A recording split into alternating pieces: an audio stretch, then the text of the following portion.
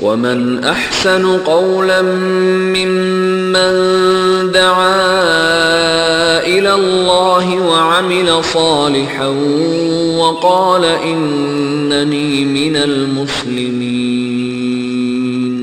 رفع اليدين آمین بالجهر متحقق کاوه و مذهب د امام احمد ابن حنبل اختیار کې نو د عبادت رخ به معلومي. تاسو مذهب حنفي درې څلورو مسلو کې پرېښو دا نورو سره به څه کوئ؟ بیع، شراء، معاملات، عقود، دعاوی، قضایا دې کې به څه کوئ؟ او که ته قاضي شي په کونړ کې یا په لغمان کې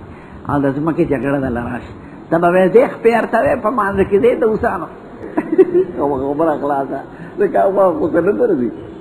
ورته وایې خپې ارتوې بس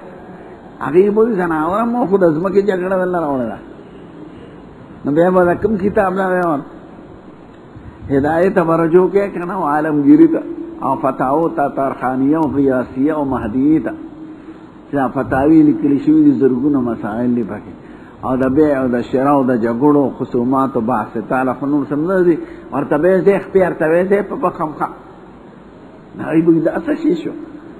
یا به ورته ویې لاسونه اوچتوې یا امین له ډېر زور ورکوه درې څلورو مسلو کې مذهب پرېښود هغه خوا به څه کوې تاسو سره خو نه خپله فقه شته نه کتاب شته نو بیا به څه کوې نو دا ځکه زه ځناور ګڼم چې دا د امت دپاره مضر دي